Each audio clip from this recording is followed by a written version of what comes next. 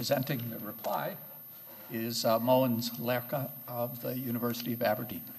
Okay, thanks. Well, you have my paper. Because Paul, he left out some remarks, I'm going to leave out some remarks that were about his remarks that he left out. So that's in the beginning. So I'm going to jump at some point.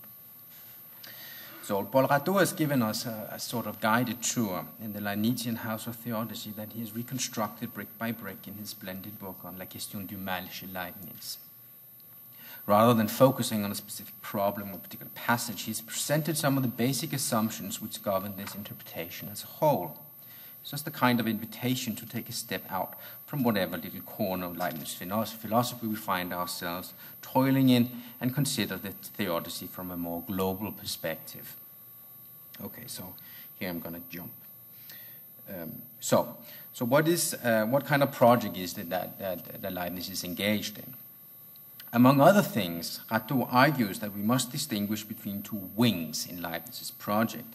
That is what he calls the defensive and the doctrinal wings. In the following, I'll focus on this distinction because it was just about the only place I found anything to disagree with, and it makes little sense spending 15 minutes informing about the multitude of places where I agreed with and indeed learned from Rateau's presentation. The distinction between the two wings is established on two levels. On the level of Leibniz's motivations and on the level of the types of argumentation that Leibniz employs in each wing.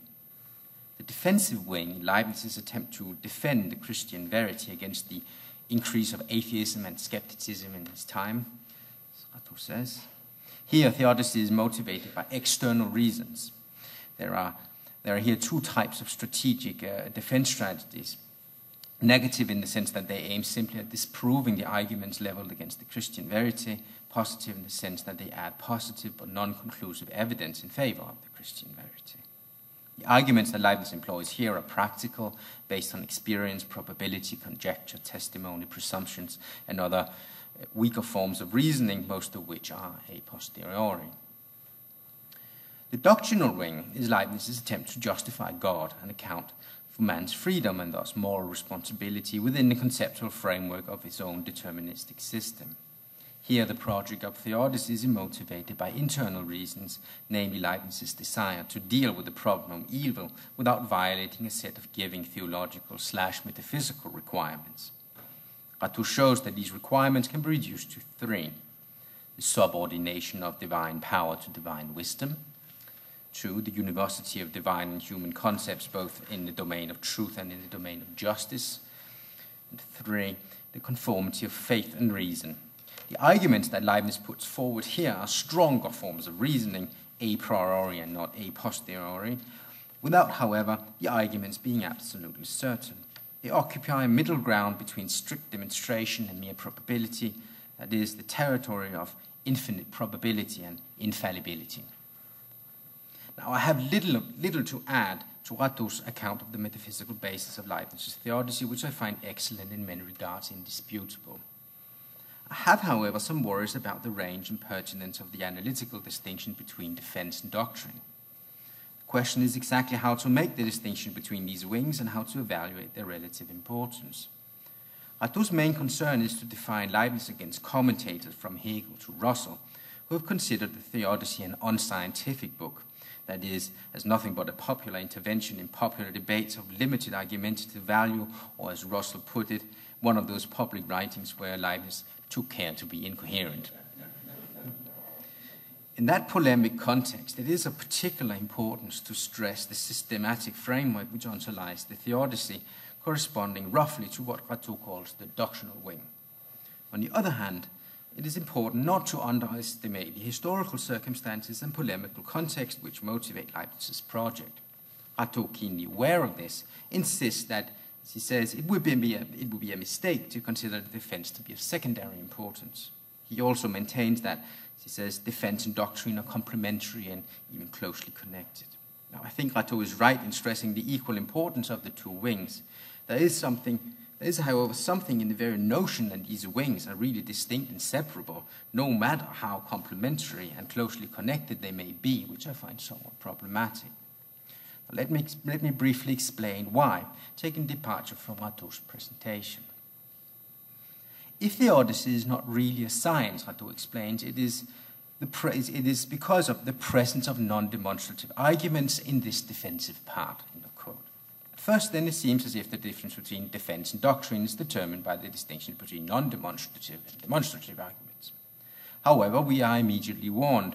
Leibniz distinguishes two sorts of demonstrations, the first being the strict demonstrations, the second sort being demonstrations of probability and moral demonstrations, which are the sort of arguments that Leibniz proposes concerning contingent truths of fact in the doctrinal wings of the argument, but also the kind of arguments that he presents in the defensive argument, in the defensive part.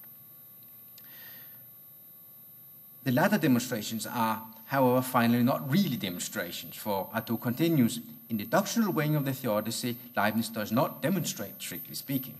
Instead, Leibniz provides only proofs. Nonetheless, if we refer to Leibniz's own text, we will see that he sometimes speaks of demonstrations when dealing with arguments of even lesser epistemic value than proofs, writing in a letter to Gilbert Burnet about his moral dialectic, which is at the heart of the defensive project, as a means to demonstratively assess the degrees of proof. Clearly, then, distinguishing between the defensive and doctrinal, following the distinction between demonstrative and non-demonstrative, will not work. Now, the same kind of terminological vacillation appears in relation to the notion of moral certainty. Since they're not strictly demonstrative, the arguments Leibniz develops in the doctrinal wing yield moral certainty and not absolute certainty, according to the Demonstrationum Catholicarum Conspectus, a text which identifies moral certainty and infinite probability. However, a bit later, we learn that Leibniz in fact means infallible certainty, as opposed to the moral certainty afforded by inferences based on experience, authority, and testimonies. By the latter, Rateau is here clearly referring to the kind of arguments which characterize the defensive wing of the theodicy. This leads to the question of the status of proofs. If we look at what Leibniz has to say about his moral dialectic, that is, his defense strategies, we learn from the letter to Burnet that it is conceived as a science of proofs. Now, following Leibniz's distinctions as presented by Rateau, the expression is in itself already somewhat of an oxymoron to the extent that science is per definition based on demonstrations and not proofs. Leaving that to one side, we, however, also note that proofs now again figure on the side of the defensive wing, whereas at the last pit stop, it had pulled over on the side of the doctrinal wing. Finally, the notion of probability. We first learn that, and I quote, a demonstration of probability is made from the concourse of several proofs and evidences and parentheses, experiences, appearances, presumptions, generalizations from facts, etc., that converge towards the highest degree of certainty, end of quote. In this sense, such demonstrations belong to the defensive wing. Further ahead, however, it appears that the determination of infinite probability, which is the epistemic status Leibniz attributes to his principal argument in the theodicy, excludes inferences based on experience, authority, and testimonies, presumably because that argument is a priori. So, in fact, none of the elements entering into demonstration of probability previously listed by Rateau, that is, experiences, appearances, generalizations from fact, with presumptions being a possible exception, can contribute to a demonstration which is a priori.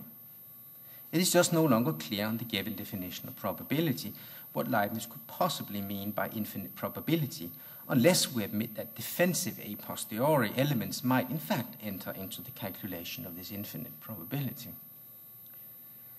Now, without going further into the details of these various points, determining exactly the status of the key terms demonstration, proof, probability, and moral certainty with regard to the defensive doctrinal dichotomy clearly presents difficulties. They all seem to pop on both sides of the divide. I should stress that these ambiguities are not imputable on Rateau alone. There are terminological variations within Leibniz's text, which is not surprising to the extent that the project was developed over a period of more than 40 years. One might then wave off the problem, arguing that we should allow for a bit of terminological wriggling room in both Leibniz and Leibniz commentary. Doubtless, this will solve a fair amount of the issues I have raised. I do nonetheless think that these ambiguities reveal a deeper concern which may eventually imperil the distinction between doctrinal and defensive wings as such. Indeed, I think they are not not only close relations, mutual